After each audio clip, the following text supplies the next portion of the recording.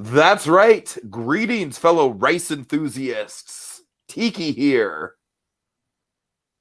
And Casey. And Lazerdude. You owe me an off-brand soda. All right, welcome everyone to Survivor Storytellers. It's the penultimate episode of our season 42 coverage. We're recording this about 48 hours before the finale drops. And I got to tell you guys, I've been blown away from beginning to end this season. I don't know about you two, but I think this season has been just like an overwhelming success. I think it's easily the best season since David versus Goliath, like easily. Whoa, that is a bold statement. Name a season that is better than that. It's hard for me to compare any season to like Winners at War, because even though it might not have been the exciting thing, it has like the epicness that it's all the winners fighting each other, and it's hard to match that for me. But as far as new cast goes and everything, and even some of the All-Star seasons, this is definitely a top tier season. Okay, Winners at War. We should have a during the off season, we should maybe talk about some of these seasons that we might have disagreements about, because I honestly thought that Winners at War, like, obviously conceptually it was amazing and getting that cast together was amazing. The editing was crap, and the way that the end game played out for the most part was crap.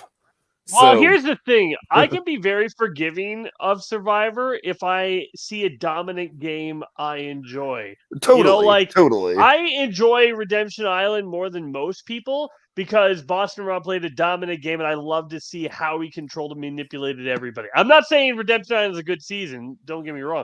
I'm saying it's more enjoyable for me because I get to watch a master class unfold, as opposed to a season that just kind of collapses in itself and the person who wins is just the least bad person there. That always kind of that to me is a worse season than a season where someone just dominates all the way to the end. And I honestly kind of like, for me, I sort of, that's not my taste, but that's like, that's fair. Different strokes, I guess. To each their own. Yeah, this season, like Gabode is one of my all-time favorites, for example, and that season is like the definition of what you just described. Dude, Tocantins all the way. Well, Tocantins is just great. There's no denying that. Oh, I don't know why Marianne hasn't finished that season. I don't know what's wrong. She actually did say in an interview after that episode aired, because she wanted to defend herself, she said that her and her mom weren't able to finish it before she had to leave. It's not that she never liked it, which actually about a week or so after that, EW released a I forget who typically does it. I think it's Brett Dalton, but he released a full list of every season ranked, and Tocantins was actually low on that list, which was insane to even hear from someone. I know there's 40 seasons, so to say that something should be top 10 is like, well, you haven't actually thought that through, but I feel like Tocantins should always be at least top 10. I agree. And David versus Goliath, I think is top 10 easily. Heroes versus Villains. Pearl Island. Yeah. Pearl Island. Cagayan. Yeah. But anyway, talking to this, I'm not sure if I would necessarily call this season top 10, but in comparing it with season 41, definitely the best out of the 40s so far. Yeah. It feels like going into the final 5. I have ideas on who I think could win or stuff, but my expectations have just been rocked by the previous episode. And that's how I want to feel going into the finale, where I feel at least there's at least 2 people who could possibly take this all the way to the end. And I don't feel like there's an obvious winner. I disagree. To God, have an outside case for Romeo. It's never gonna happen. Oh my God. It's never gonna happen. I honestly think Romeo could win a final 3 of him, Jonathan, and Mike. I honestly do. Well, okay. So what I will say is that I have been saying since the Chanel Roxroy boot, or not Roxroy or Chanel. I meant the Roxroy Tori boot. I have been saying to all my friends and all my family that I think what's going to happen is we're most likely going to see like a Marianne, Romeo, Jonathan final three in which Marianne sweeps.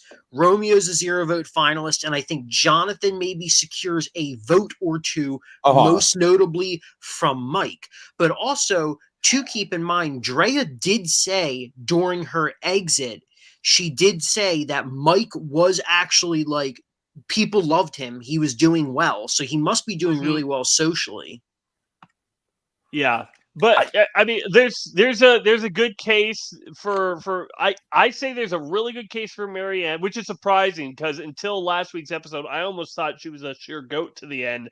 But that move that she did was spectacular. She took advantage of a bumble by Lindsay, and it paid off dividends. And she got out who was the person that was dominating the whole season. But anyway, maybe we should talk about these things as they unfold. Other than let's get to it. Really quick, we have Cody Campbell in the comments. He says, "For each jury vote Romeo gets, I will do 10 push-ups naked."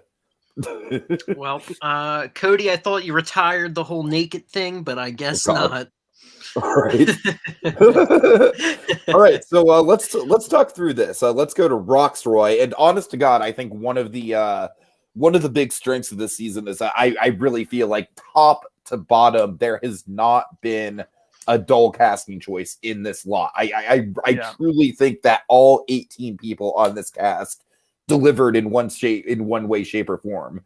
And Roxroy is honestly one of the people that could be considered like a casting fumble, but I think the editors kind of were self-aware of that, and I feel like towards the end of his run, and especially in his boot episode, they honestly made him kind of a legend.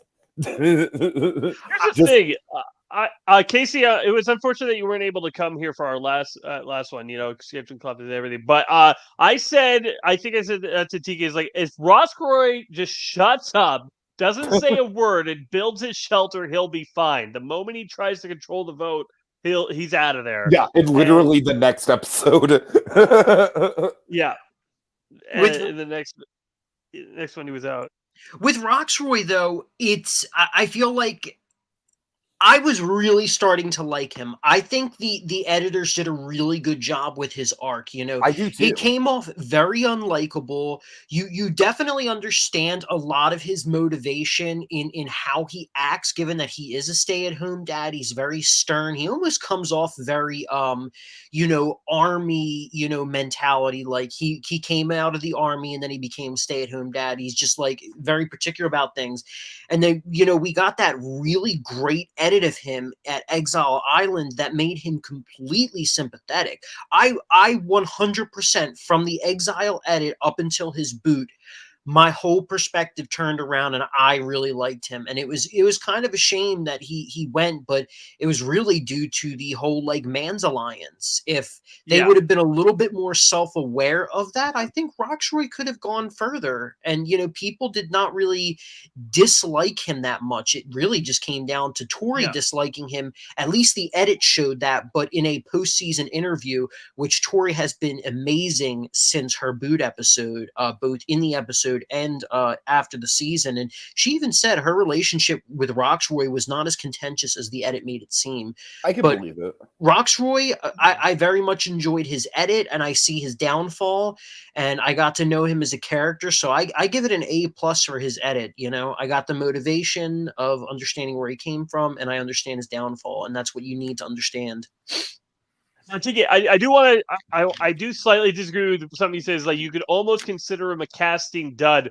I don't think casting needs everybody to know how to play this game well. I think they would consider someone like Heather last season a casting dud, where they're just giving them nothing interesting in confessionals. Roxroy was a casting gem.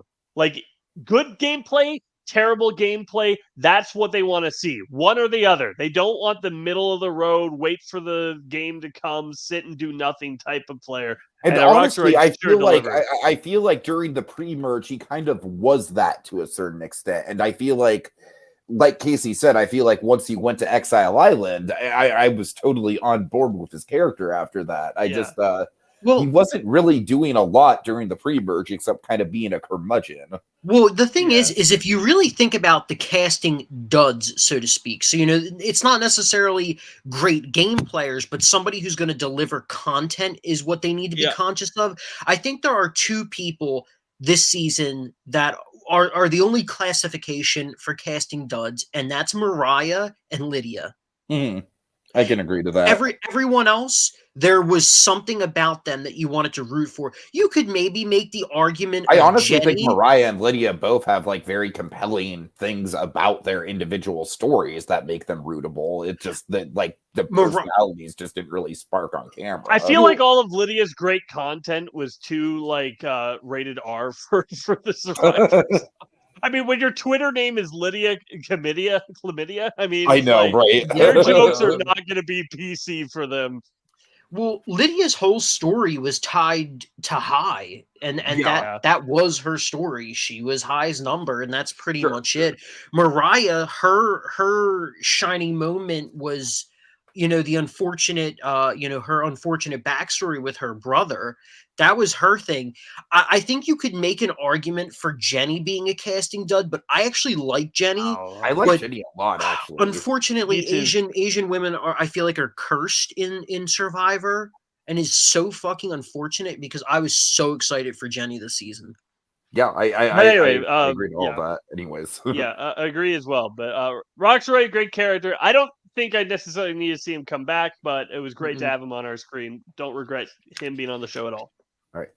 Moving on, Tori. I feel like Tori is kind of like the epitome of the type of character where the average fan hates her until she gets voted out and they realize that the show has lost. Like, I'm not saying the season went downhill after she got voted out. Actually, far from it. But I'm saying like that level of spice and drama that she added to the episodes was just delicious. And from episode 1, I've been a big supporter of Tori as a character. And Casey, like you said, like first of all, with her elimination, I do think that it was an amazing character moment for Drea and Marianne. I think the symbolic play of the idols, obviously the discussion at Tribal Council was a discussion that kind of needed to be had. And I really, truly, I think that Marianne is kind of the front runner at this point for the win. And I think that's if she does win, that's going to be like a big moment to hang her hat on. But it did fuck over Tori. It did. Yes. Very radically fuck over Tori. I still think, though, like all the respect in the world to Marianne and Drea, of course, but to be fair, though, there was still a pretty high chance, regardless of that conversation, that Tori would have gone home. Oh, totally. I'm just saying, like, there was no talking her way out of it at the point where it's like, all right, let's see, like, Lindsay or Tori, who we gonna vote for, guys? I wonder. This is why I'm gonna say this, like, I have been wrong the whole season about a certain person that we'll get to later of her exit from the game. Lindsay, she's still in the game, but I've been thinking she's been gone just because she's been getting a lot more now. But I was just thinking, like, this is why I think the shot in the dark advantage needs to get better chances as you go throughout the game. Ooh, that's a good idea. Yeah. I'm not the only one who's brought up this idea. I actually like posted it on Reddit. Then everyone's like, "Hey, you ripped off Rob Sesternino." I'm like, then I listened to Rob has a podcast and he said it to him. Like, no, I swear I didn't. All due respect to Rob, obviously he's a trailblazer for this subgenre of podcast. I haven't listened to a full episode of rap in years, honestly. In any case, it's just like, yeah, the person with the loudest voice everyone's gonna think it's their idea. Like, I don't think I'm the only person who came up with this idea. I think Rob's not the only person. Well, his brother, the only person who came up with the idea. So, but I think that the chances need to be better the more you use it. Because, and then once it's used, like once the safety has been used, I think then it's done. Or you go back to like 1 in 6 chance, something like that. Depending on how it is in the game. I just think straight up it needs to be straight up just needs to be 1 in 5. Because I think if you make it any more than 1 in 5 especially at the merge, why wouldn't you take your shot in the dark? Because then you'd have a potential quarter or 1/3 chance. Like that's Well, pretty I think high. 1/3 would be the most. Well, that makes it interesting because then you have to is like, well, we got to make sure that it's between two people and that most of them have to think that it's them. And that I don't think you should ever get it down to 50-50. Like that's just too much.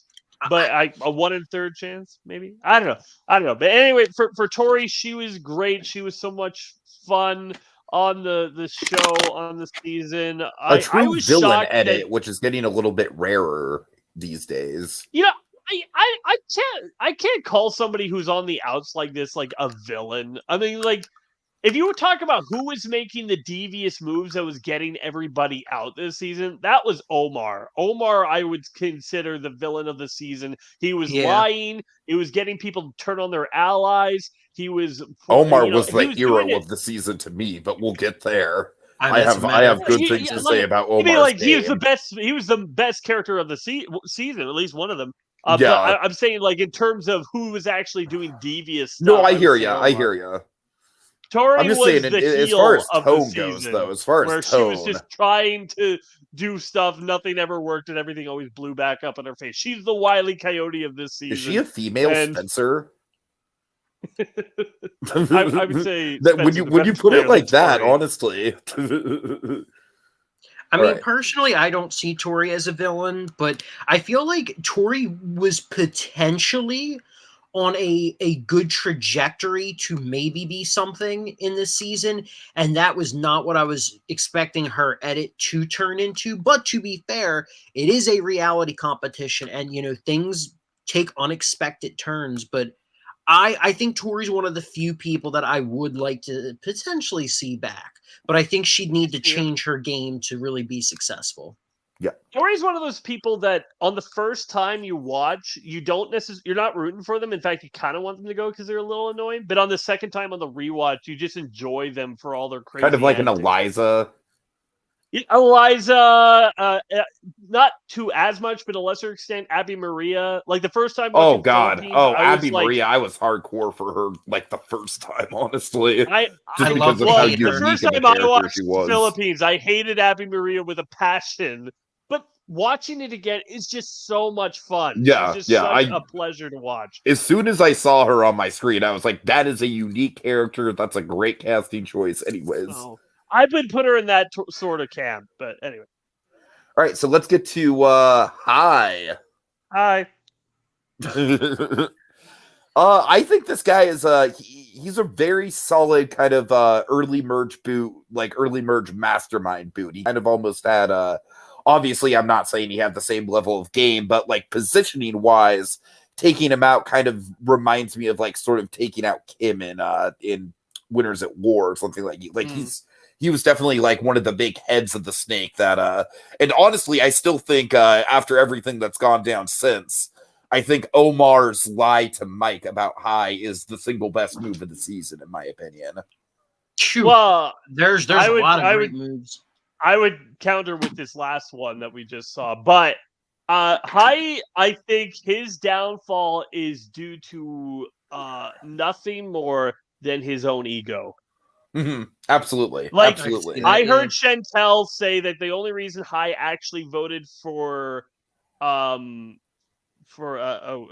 Jenny is that he wanted to have a perfect voting record and not get a single vote, and he wanted a perfect game. He was trying to manufacture that, and I feel like, how does she know that? And I feel like he must have brought that up. He has to let everyone know he's in control. He has to let everyone know, where Omar was so easily to hide under the radar, which maybe Omar targeted Hi a little bit too early. Could have used that out there over the top presence. But yeah, I think Hi is just he has the mind for the game. He just doesn't have the ability to hide.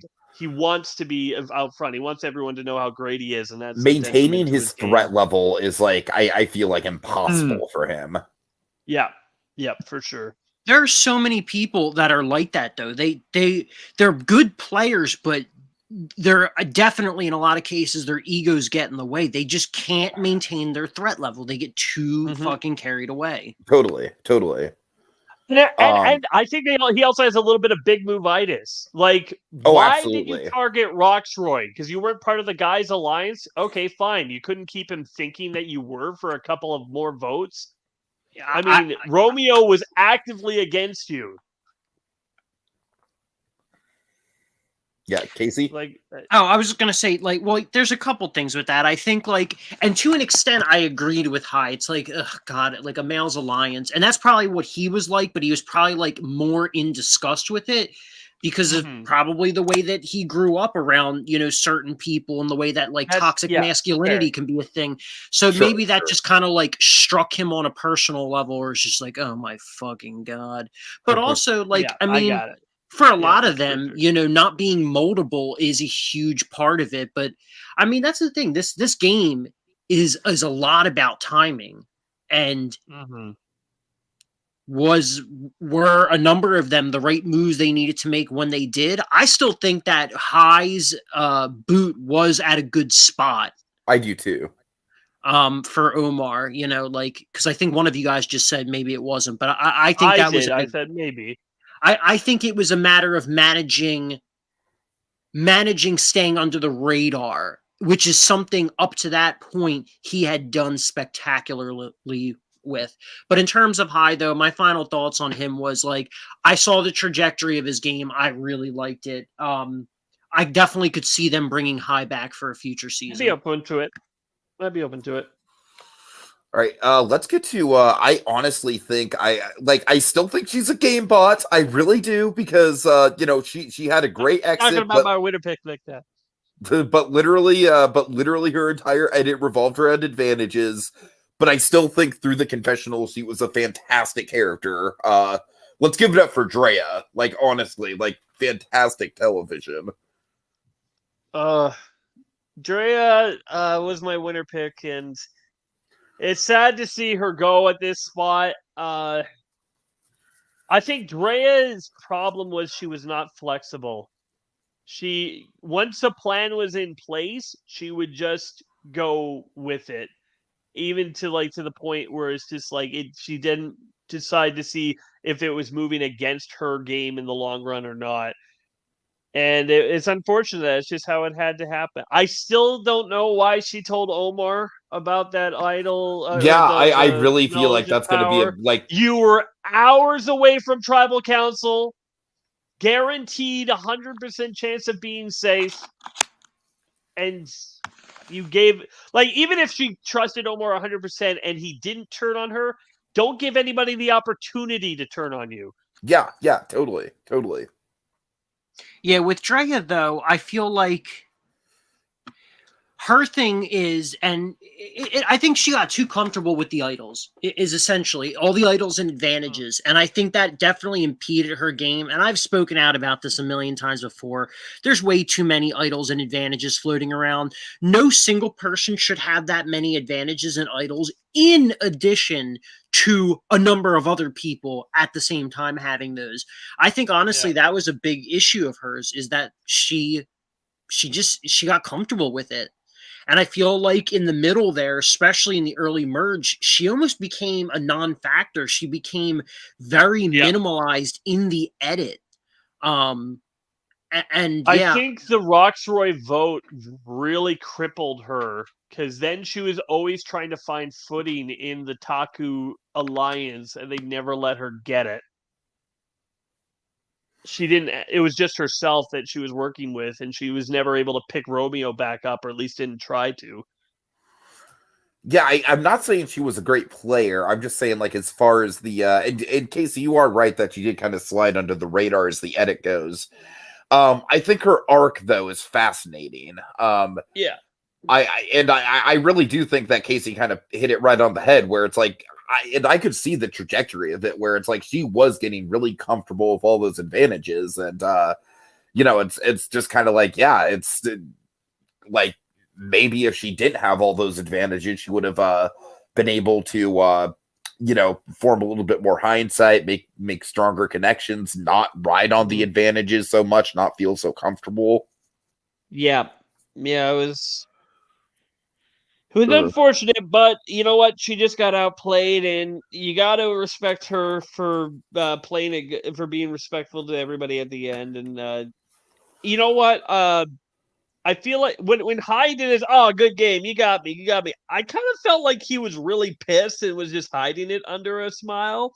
With Drea, I felt it was totally sincere. And maybe I'm reading the Hyde thing wrong, but that's just how I looked at it. I feel like in general, though, this season, most of these people, especially more recently, they are Survivor fans. They're excited to play the game, and to be blindsided like that, it stings, but it's kind of exciting because you were the People center are going of to be the looking drama. up the high blind side or the Drea blinds. Totally. I mean, with Drea, in her case, like, I liked her up until her boot, but I loved her exit. Like, it made me like her so much more. Agreed. Top 10 exit, I would say.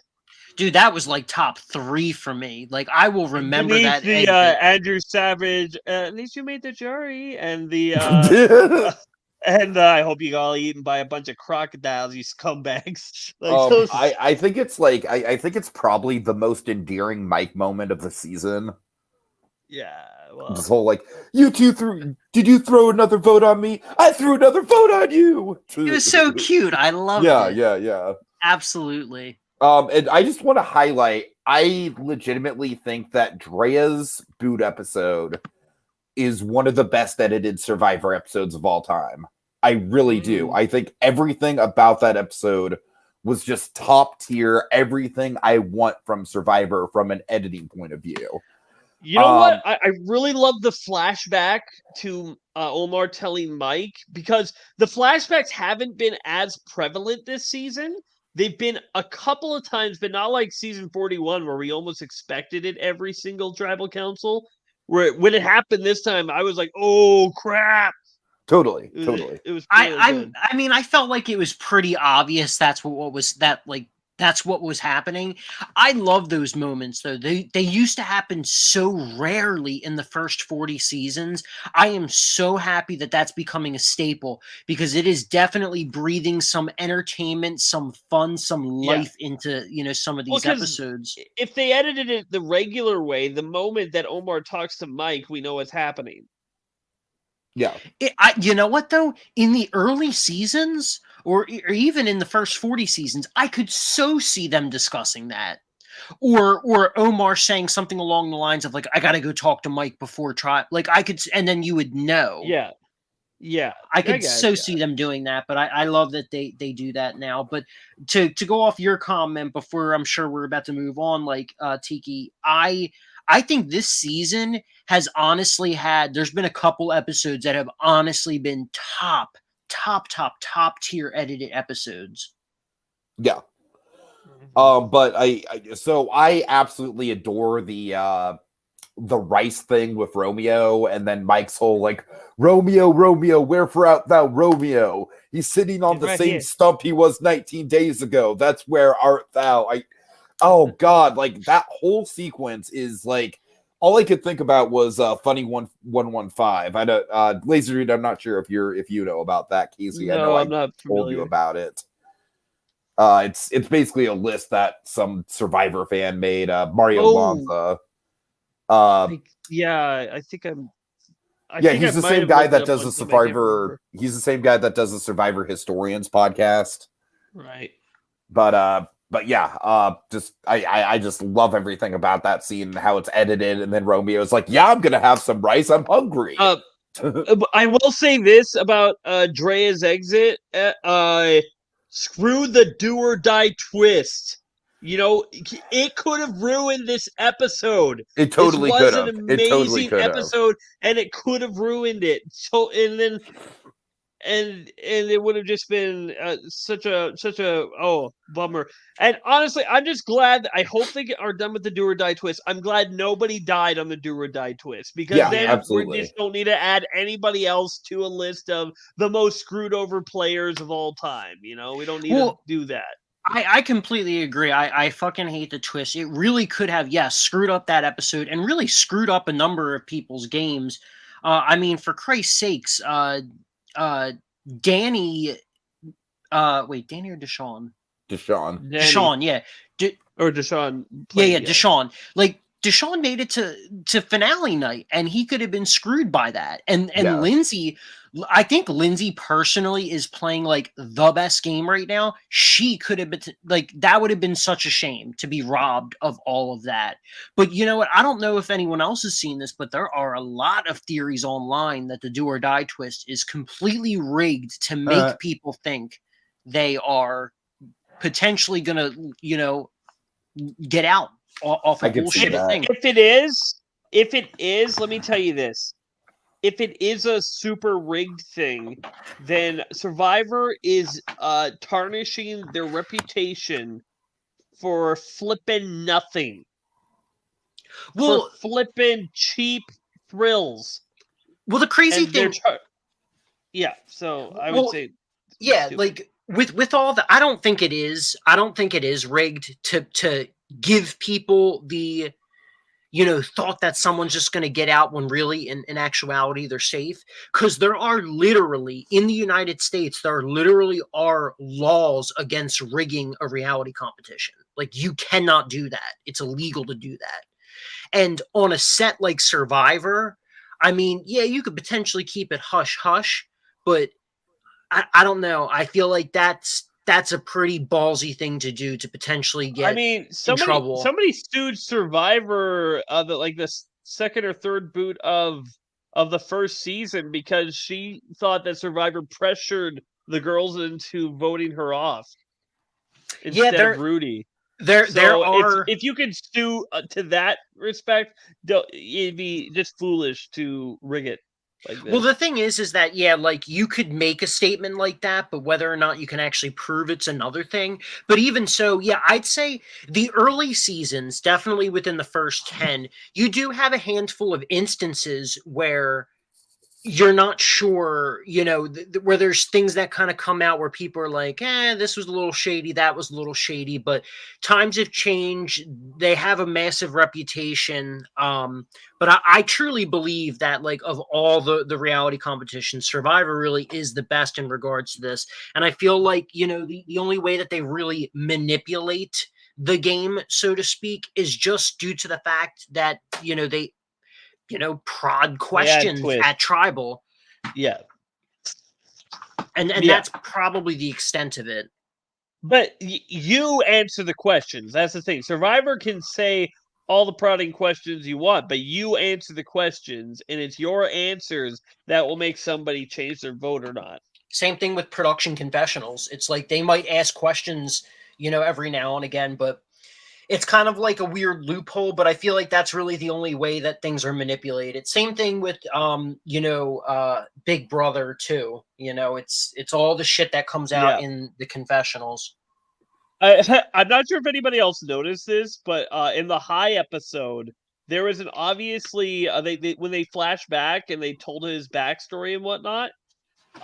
There was a moment where he was talking and he was in the purple buff, but obviously it was from before the merge because he hadn't had that blemish on his face, that bruise or whatever it is, and they just colored the buff in post because it wasn't there, and he got that at the merge challenge.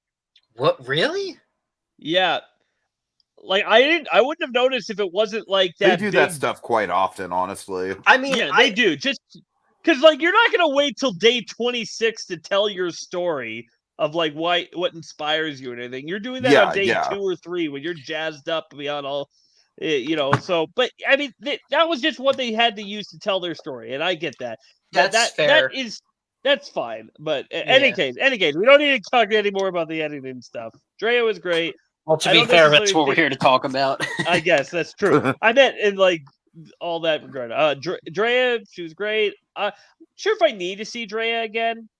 I don't think she was necessarily that dynamic of a personality that I would need to see her again, but I enjoyed her on the screen. And I wouldn't be mad if she came. I honestly could see her returning and getting targeted right away because it's like, oh, we can't let Drea get any advantages. Yeah, 100%. 100%. Yeah. All right. Let's talk about the man, the myth, the legend, the best gamer of the season, Omar. Omar, oh my gosh. Yeah, this guy's awesome. He is Truly a Omarzan. gem of a character. He's just so good. Like, I've never seen somebody make so many moves before getting targeted as the move maker. Like, he moved from the flippin' merge. He got Lydia out with not a single vote to his name. Yeah, exactly. And he was able to maneuver all the way to the final 6 before people voted him out. I mean, it was great. He did great.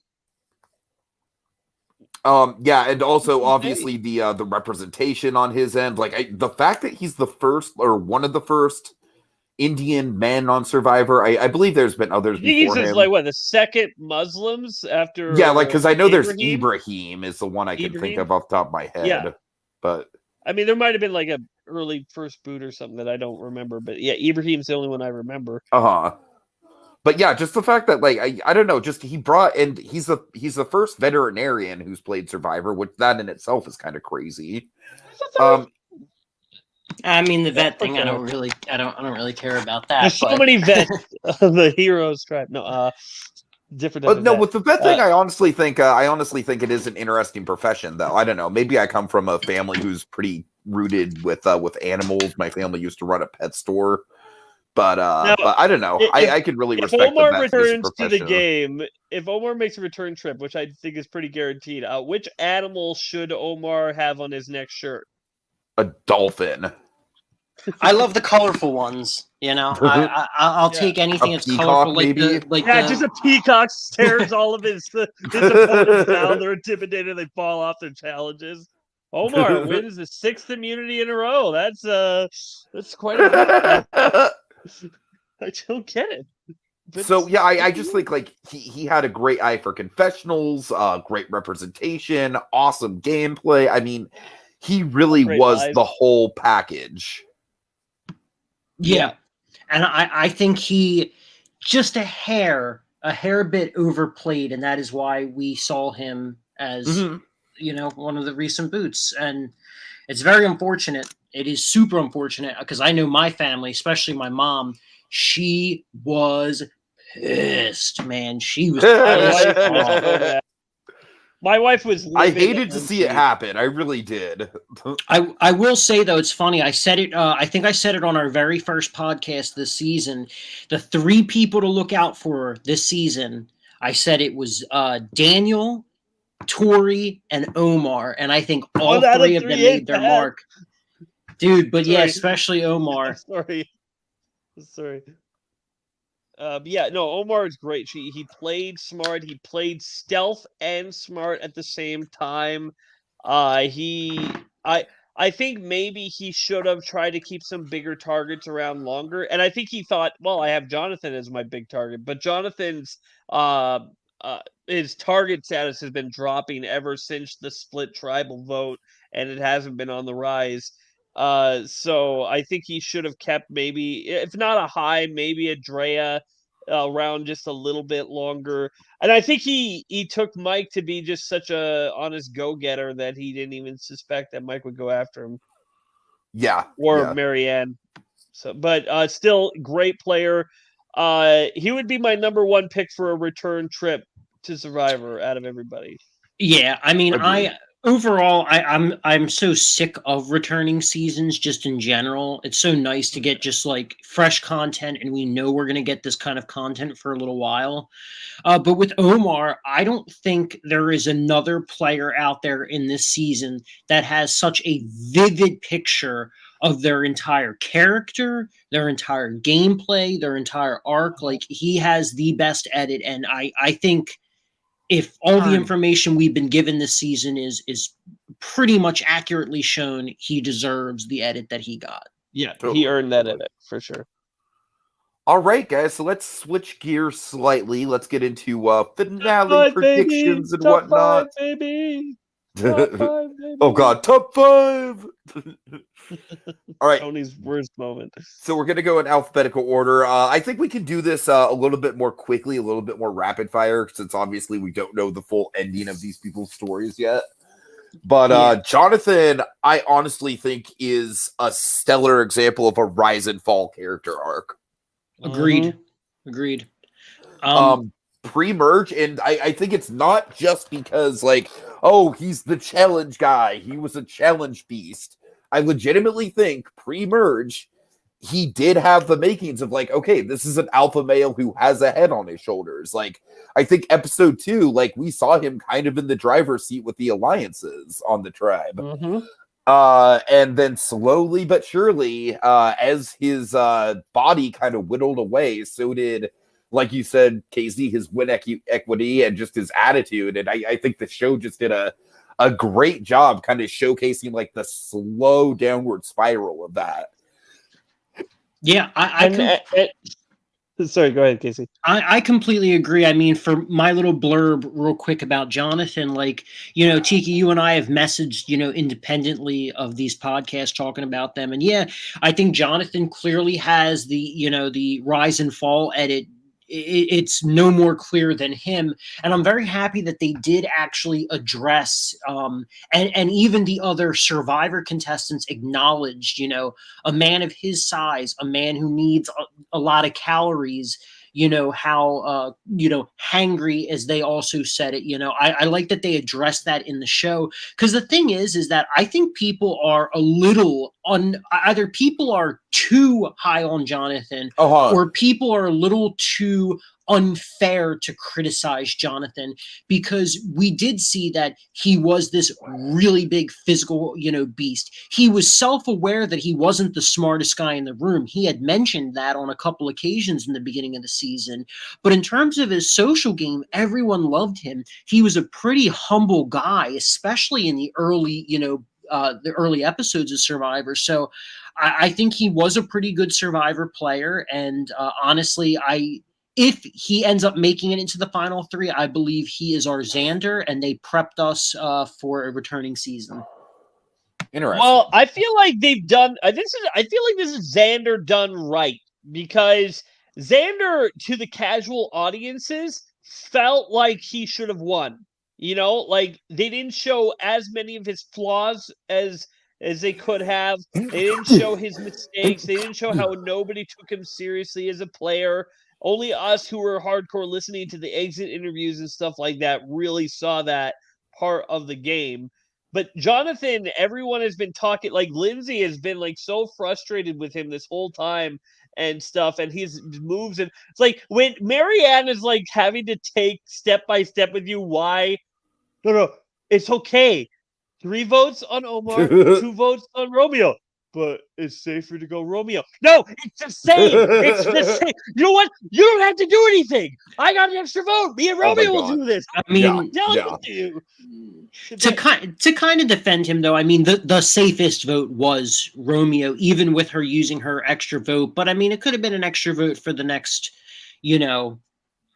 tribal. But yeah, I mean, he's not the smartest guy, but I don't think he's dumb. I don't think he's dumb at all. I don't think he's dumb, but I don't think he's, like, maneuvered the game. I feel like the Survivor. I feel like he did a decent job with the pre-merge tribe dynamics. Oh, he did, absolutely. But especially in the pre-merge, that's the type of thing where you're a player like him is needed. So he doesn't actually need to do too much. We're here. What has he done after the merge? He's alienated his closest ally, Lindsay, into to the point where she doesn't want to work with him anymore.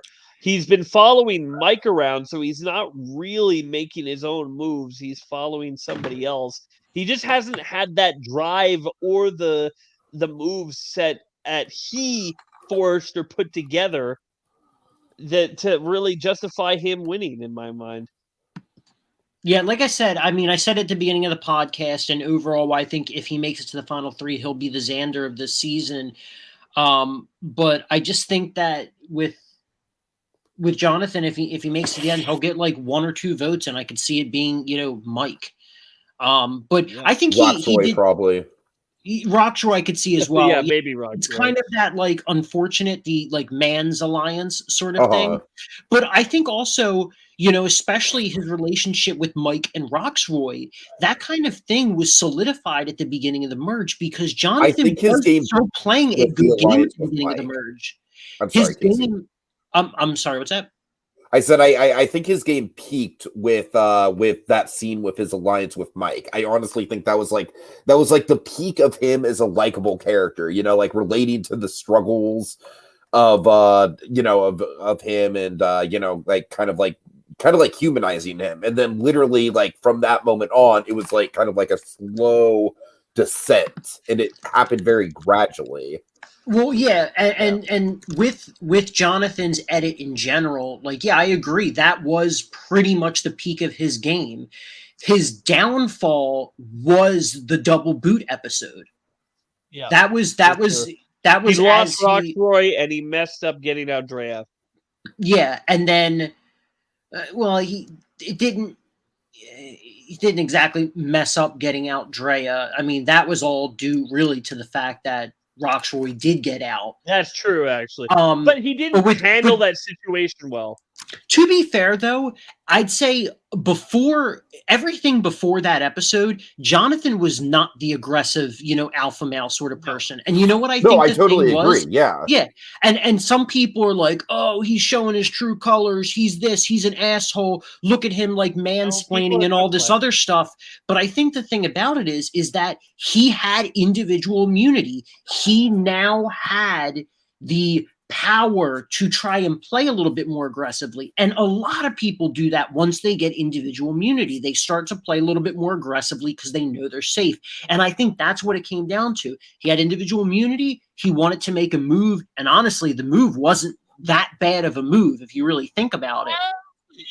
It was bad in the execution because like as Lindsay pointed out, is like, wait a minute, why are we making Marianne the boot vote when we got Tori right here? Like why are we doing that? And he's like, well, because like I did it.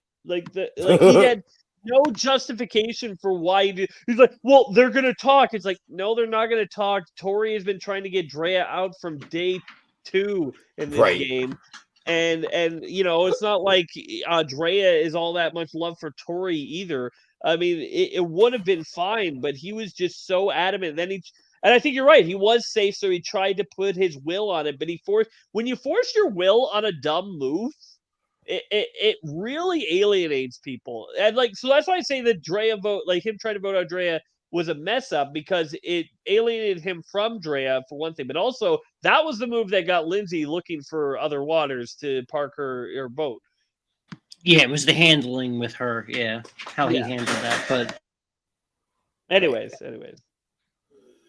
Okay, so let's move on to Lindsay and Casey. I will agree that I think that she is out of the final 5. I think Marianne has had the best overall individual move out of the final 5. I think that's hard to deny. But I think Lindsay has probably been playing the most consistently strong game. And it's not a flashy game. It's basically kind of like the Erica game, except a little bit more narratively consistent. I disagree with that, but I'm curious to hear if you have more elaboration on that. I mean, not really. Just in the basis of like, she's not really making huge moves, but she's sticking in the majority. And I do think probably the downfall of her game is that she's got some tunnel vision for Jonathan. I'd agree with that. Yes. Absolutely. That blinded her to the whole thing where she thought that she was so safe last episode that she didn't need to play. See, Lindsay is actually a very decent player overall. She thinks through things. She, as we said from the beginning, she was the only one to not put the blood on her and say, I'm bleeding. I forgot about that. Yeah. she was the only one not to do stuff, but she also acts very impulsively in moments that get her into trouble. There's the moment where she decides to go against Jonathan for the do or die when she didn't need to. I mean, I know she wanted Jonathan out so badly, but she put herself at risk because she had the blinders on.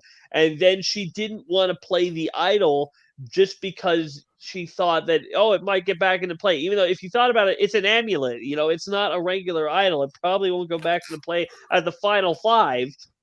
That was super frustrating to me. Yeah. Like I was like, yeah, the amulet isn't going to go back into play because obviously the whole point of the amulet is the whole, like, like it gets more powerful. Like what are they going to do? Have it be like, okay, guys, like you two found the amulet at final 5. And if one of you gets voted out, then it, what are they going to do? It's the only thing that I could see for Lindsay justifying is she doesn't want to look like Omar's stooge.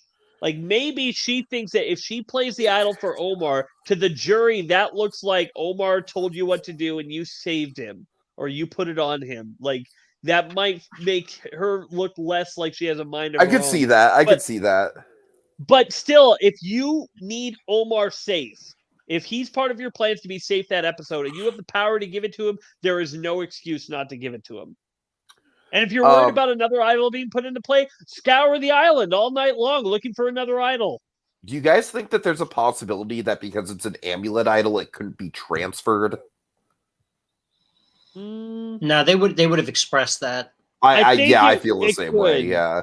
I think they would have. She said, "I could give it to you, but I think it's safer to not have another idol put in the game." Yeah, and I think the thing is too with all of that, if there was a transfer or non-transferable thing, just like what we saw with Suri, they would make a point to show it in the show. I mean, hell, there supposedly, and I haven't looked into this just because I haven't really cared that much, but I actually heard a rumor like a day or two ago that Omar actually found an idol nullifier, but because that's what he said. Yeah, so I guess that's true, but I guess because it had no weight at all to the story, there was no reason to show it. They did the same thing with Parvati in her second season. She found an idol. She found the hidden meteor. Well, to be fair, Parvati found it, but then didn't take it with her back to camp. Yes, She left it there. I wish that would have been shown, but I digress. Well, yeah, that's actually a brilliant move, but it's a subtle move. Yeah, totally. But yeah, I don't know. Maybe they actually realize, oh man, people really hate the idol nullifier. Well, it doesn't have any problem. It doesn't actually affect the show, so maybe we'll just not mention it, and so people won't be mad. I don't exactly have an issue with the idol nullifier, but it's not. I don't only either. Gives honestly, power to the powerful. It only gives power to those who are controlling the votes. Otherwise, it's useless. Like Parvati didn't have power, and she got it in Winners of War, and it was useless for her. I mean, but the thing is that you have to play it. You have to know when to play it. Who has the idol? You don't. You just have to play it at the vote that guarantees you the numbers. If we're at 5-5 and we're voting you out, or we're 6-5 or whatever, and we're voting you out, and we need to make sure that you don't play an idol, so we have the numbers going forward, then we play at that vote. It doesn't matter if you play it or not. It just matters that you go home. I mean, yes, I don't know. I guess that's a whole side point, but I guess to also just kind of focus back to Lindsay for a second. I do think that, with our final group of contestants, I think Lindsay might not have necessarily been playing the best game, but she's playing the most well-rounded game of any of the contestants, which then I guess you could argue that is by default the best game. But I do think, as Tiki, I believe you said, her main issue is the whole tunnel vision thing, and they've perfectly highlighted it, and they've perfectly highlighted, that she's got this sort of competitive streak that also caused her to do the do or die competition with Jonathan. If she makes it to the end, then I feel like her edit just as easily painted her very clearly as the winner. But honestly, what I'm really thinking this edit is building up to is that she's going to get out, and it's because she's ultimately going to lose the competition of her versus Jonathan. Guys, I just want to say, how epic would it be if we get a Lindsay versus Jonathan fire making challenge? I honestly that would make even more sense. I would be I wouldn't be surprised if that's how it went down, honestly. It's going to have to do with Jonathan. This edit is way too heavily Lindsay versus Jonathan. She'll either lose the battle to Jonathan and get out, she'll get Jonathan out, and then she's the next big target. She, loses or wins to fire making. It's going to be something with Jonathin, one way or the other, because aside from Jonathan, win or lose, she's the it's only going to revolve clear... around Jonathan. Yeah. So that's my 2 cents on Lindsay. All right. So let's talk about Marion. We just need to find that clip. You're doing very well. I know, right? Marianne, I feel like from the beginning, Marianne has been painted so favorably. Not that they really need to do anything to paint her as favorably, because all you got to do is just watch the footage and she's, likable. I think that factors into her social game. I think, we have a bunch of little moments where she gets very emotional. She's very empathetic. She even talks about how her empathy and emotions are her strength. She specifically says that sometimes shortly after the merge. And then you have this move, which the move itself is a good move. And it's all about timing and it's all about risk. And she's executed that on a number of levels. She gets the props that she deserves publicly. I think Marianne, to me, is looking to be the winner of season 42. I'm going to go out on a limb and say I'd be kind of shocked if she wasn't at this point. Well, here's my only caveat with Marion. I feel very positive about her winning too, and I'll get why actually later with somebody else. But I feel like the one thing that a player like Mike could use against her is that Marianne was not in control for most of this game. Where no matter what twist and turn the game has turned, has always, except for like pre-merge, has always been on the right side of the alliance, of the new alliance, of the numbers. And I feel like Marianne has always just been on the bottom and used until now. Now, don't get me wrong, she still has the best move of the season, in my personal opinion. But I'm wondering if that's enough. And her age could also work against her if people don't respect her as much as they might do a different guy like that. Now, if it's Marianne, Jonathan, and Romeo, the final three, it's lights out. But I don't know if we can actually get that for a final three. Like I said, I think, Marianne wins in almost any scenario. I think her biggest battle would be against Lindsay, but I think she'd have a little bit of a struggle beating, not much of a struggle, but a little bit of a struggle beating Mike. But I think, against Jonathan and Romeo, she definitely wins. I think on paper she would have a hard time beating Mike, but I think with the edit, the way it is, we've been getting a lot of edit of Mike building relationships. We've been getting like Mike and Omar building relationships. Really? That's how you read it. That's interesting. I'm not saying I'm disagreeing with you that Marianne is like. It's just like, what relationships have we seen Marianne building besides the talking Romeo, Lindsay, we saw Omar, like a couple of scenes with him, with her talking to Romeo. We did not see one scene of Drea and Marianne talking outside of tribal council. I mean, that's fair, but we know that. But we know that all of those people are connected to her. Yeah, but what did we get with Drea? We got a scene with her and Mike hooking up with the idols. What did we get with Drea and Marianne? Probably the most emotionally powerful moment of the season. I know it's not in camp life, but still. I just say it's like with Mike, we've been getting lots of individual stories with him building bonds. We saw how close he was with Roxroy. Oh man, we didn't see Marianne with Roxroy at all. This is really interesting because I really feel like you and I are reading Mike's edit like wildly differently. I want to move on to Mike quickly. So do we have any other thoughts on Marianne? I'm not disagreeing that she is the best to win. I'm just saying you guys might be cutting Mike out a little bit too much. It might all depend on what happens next at the next tribal council with her and her idol. If she does a really good move with that idol, then it's absolutely like. Well, Marianne has no. It would be stupid. You don't need a souvenir when you have the $1 million. And for Marianne, she just needs to play her damn idol, get herself into the 4, and worst case scenario, She goes to fire making, which, oh my God, could you imagine if Jonathan beats her in fire making? Ooh. That would not be. That would not That's be my good. worry about Marianne is like, who does she have a good fire making matchup against? I could see her being an Erica where someone takes her to the finals and then I could too, but I'll get into that later. Okay.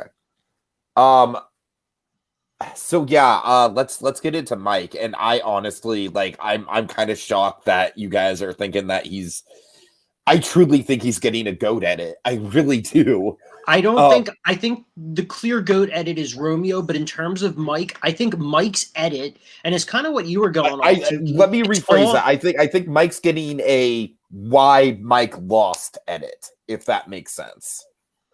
That's what fair. mistakes have Mike made? Being overly emotional. I think what has damaged his game?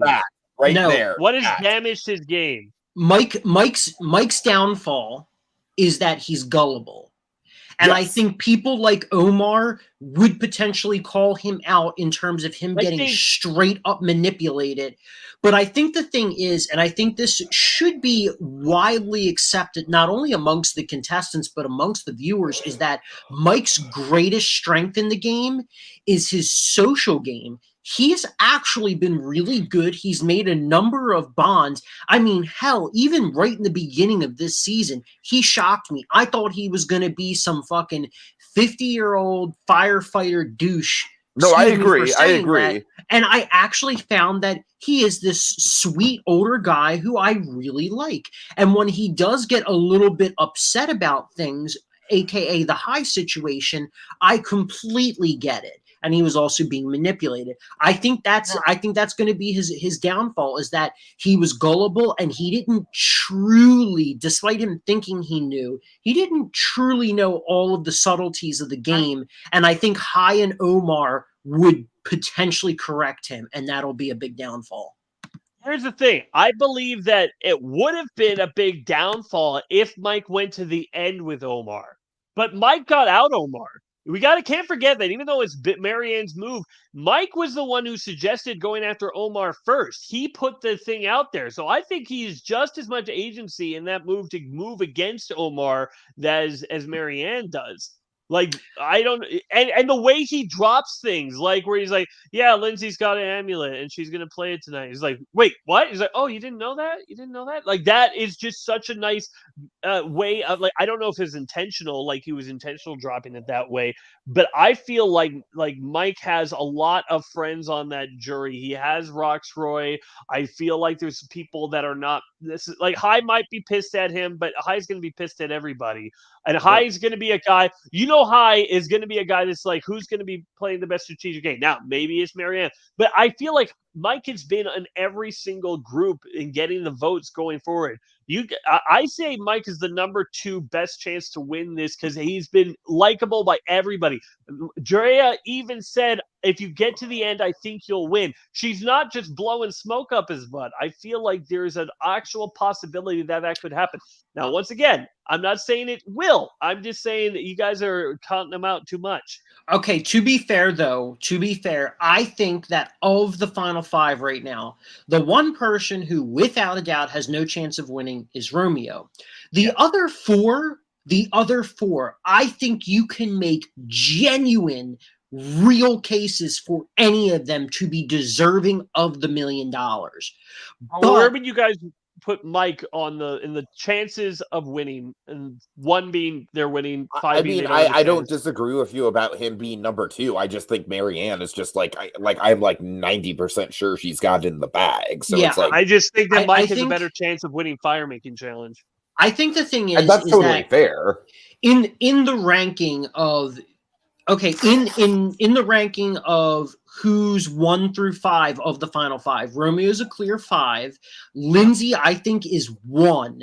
And then of 2 and 3, I want to personally flip back and forth between Marianne and Mike. But the main thing is that Marianne's edit, and this is purely me trying to read the edit, Marianne's edit has been very favorable People like her. She shows that she is smart from literally the very first summit when she talks about risk. And here we are again at the end of the season talking about risk. There are just a bunch of subtleties. There's so many dynamics to her edit, like, you know, like she's got the whole arc of, like, you know, embracing being a weird person and everything like that. And I just can't see I want another Canadian to win. Of course. And I'm pretty sure you're gonna get your wish. Although no Canadians on 43. Yeah, that is sorry. What's up with that? I know. I mean, there's hundreds of thousands of people that apply, so. But and we're the best ones. But 2 Hawaiians though, so I'm happy about that. Anyways. But yeah, I mean, in terms of Mike though, I think that's more or less everything I can say on Mike. You know, I can see the arguments to flip him in the second or third spot, but I think the subtleties of Marianne's edit puts her as the winner. But like I honestly think that Mike has been having subtle negative, like I don't know. The gullibility. Like the high vote, like he was manipulated, sure, but was the vote bad for his game? It doesn't matter if it's bad for his game. I feel like the problem with him is that he very much preaches this high and mighty honesty game. That's fair. And yet he literally has stabbed pretty much everyone that's aligned with him in the back. It was kind of funny. It was like, you can respect good gameplay, but I feel like good gameplay and hypocrisy do not go hand in hand in this game. And I think, and I think a lot of that with Mike, he does not realize, I guess, he's playing Survivor in a fluid way, but I think it's clashing with his personal values. And so he tends to say that out loud. And I don't think Roxroy would be upset about it.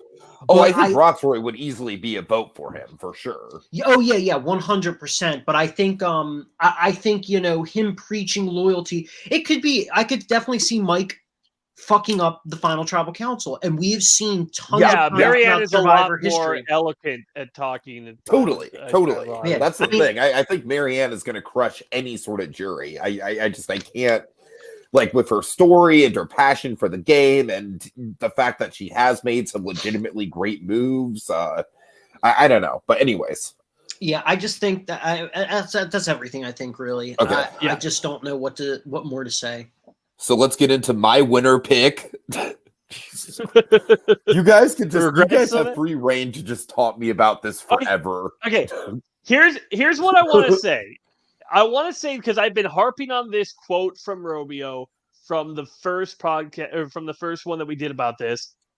I was certain that Drea was winning because Romeo had that quote where he said, "I want to build up young women's games like Drea and make them better." And I was wondering, like, why is that quote here? Why is that quote there? Why does he say that? What is this building up? I think it is Marion. I think that, here's my bold prediction. I think Romeo is winning the final immunity challenge, and he knows he can't win, so he takes Marianne to the end. I can see that. That would actually be a really cool bit of foreshadowing. That's my prediction. Like, we haven't really seen them form a proper alliance, but we have seen them work together. Yeah. With Romeo, it's so hard. It's so really hard to say with Romeo's game. I mean, in one way, I have like nothing really to say. I think Romeo. I love him as a character. I still do. I don't care what anyone says. I think as a character, he shines. I was never really high on Romeo, and as you guys remember, the very beginning of the season, I got villains. Yeah, I got villains vibes from him. And I mean, hell, he's fucking stealing rice. That's actually just straight up villainous. It's a funny moment, don't get me wrong, but that's kind of fucked up when you have very little food and you're going in to sneak some food. But anyway, like Jonathan's like, you kidding me? I would take every grain of that rice if I could. But I don't see me stealing it. But yeah, with Romeo, I mean, I think it's clear goat vibes. I'd be very interested to hear if he actually did more that the edit didn't show him, but I doubt it. Everything I hear, his game fell apart at the merge. I've seen comparisons to Sherry from from Karamoan, and I can see the argument because like he was kind of in the driver's seat with the Blue Tribe a little bit. Yeah, I feel like like everything I've heard, he's like Romeo just went nuts at the merge and went crazy, and then after that, he just blew up his game. I feel like if it wasn't for Tori and Roxroy going out back to back, Romeo wouldn't be here because they would have had better goats to choose from. But he is just the last goat standing, and so now he's going to be the goat at the end. I don't even know what it is about him. I do think the diversity thing is probably at play here. I just think he's unique in that regard. You don't see very many gay men of his race play Survivor, so I appreciate that. Mm-hmm. And he did have that moment with High, which then kind of I think kind of like low key somehow behind the scenes transferred into the drama with High, but that's just my own conspiracy theory. But yeah, I don't know. He is just going to be one of those random like goats that I genuinely do like just as a character. Obviously no chance of winning the game, but nope. But the Rice moment for him, yeah, it's a douchebag move for sure. I still think it's genuinely like one of the funniest Survivor editing moments in a long time for me. Just the way that whole sequence came together, the way that Mike's quote was edited. So if anything else, I'm going to take that away from him.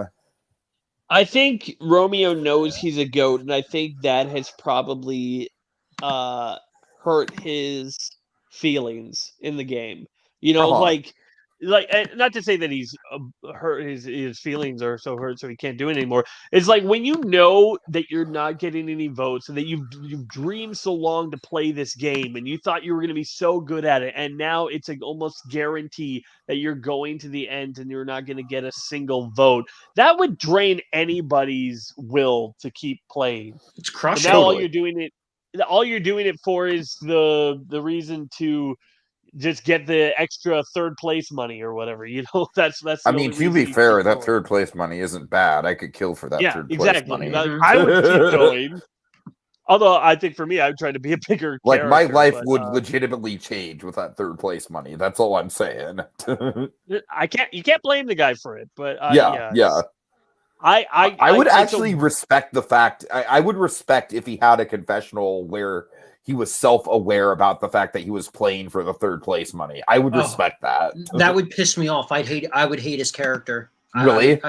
Oh wow! I think nothing more. No, that would never make the air, even if he said every confession. Casey, I didn't know you felt this strongly. Wow. Nothing more pisses me off to hear someone say, "Oh, I'm just here for the third place money, the second place money. Just get me to the end and give me my third place money." Fucking Derek F did that. Excuse my language, but it actually really does make me mad. Derek F did that in the last season of Big Brother. They got rid of Azza at the final 3, and then Derek F and Xavier went to the finals. And literally the second Azza got booted from the game as she was leaving the house, Derek was like, "Just give me my second place money." Blah blah blah. He knew he was That's not fair going to to not win. fight for it. That's fair to not fight for it. It feels insulting. The only time that we've ever seen that in Survivor, I would say, is I don't know, man. $100,000 is $100,000 is $100,000, man. It is. I get where you're coming at, though, Casey. You want everyone to always be playing, even if you have a terrible hand. Always try. Casey, would you say that the Philip Shepard approach is actually the right approach to this kind of thing? Philip Shepard got a vote. I love Philip. Okay, so what? Genuinely, then I'm curious. Like Philip probably knew that I mean, I know that his whole plan was like, oh, I'm going to come in with that mastermind speech. But by the end of the game, he, like, given the fact that he was like swearing out the jury, I think he knew he was toast by the end. So I don't know. Philip is such an extreme example. Sneak into the voting booth and switch all the votes. Security probably caught him. It just, I don't know. It's just very frustrating because, like, look, at the end of the day, I'm not poor by any means, but I don't make that much money.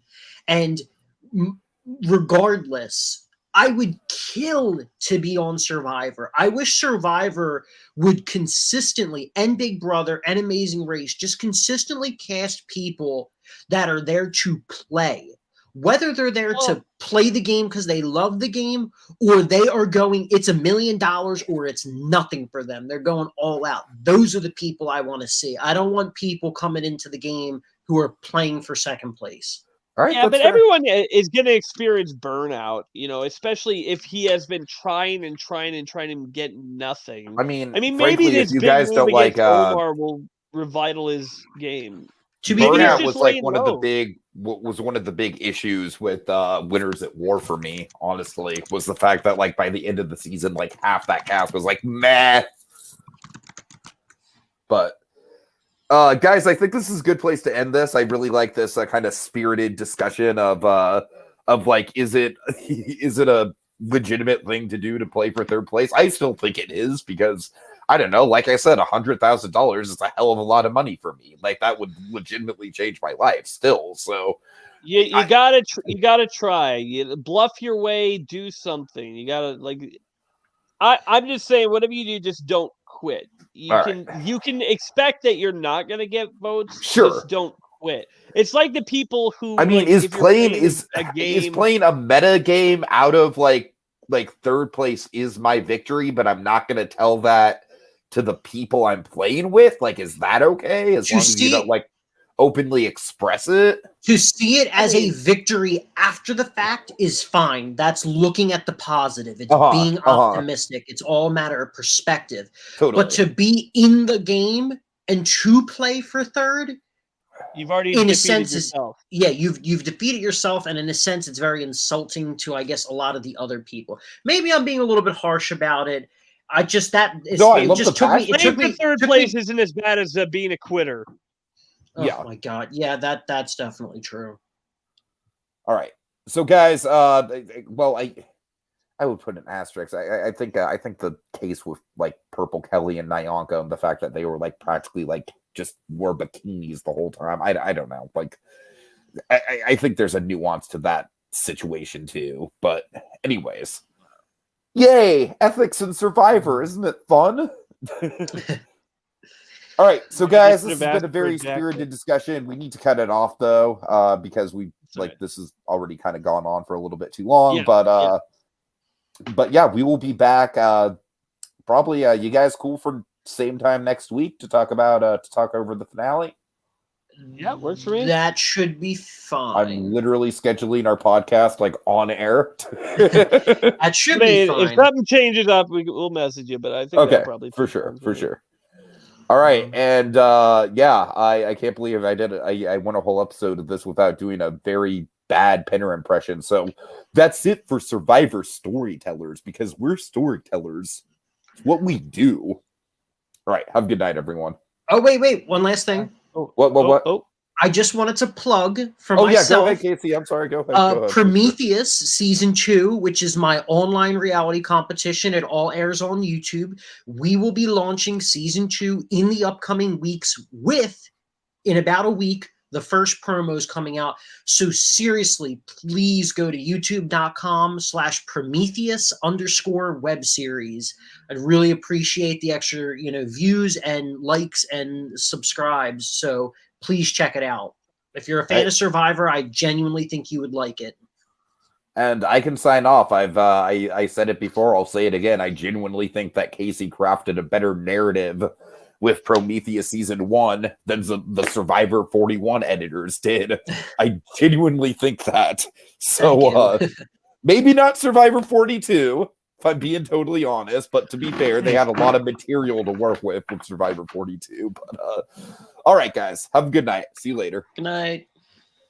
He's on the same damn stump he was sitting on 19 days ago. That's where art thou, Romeo.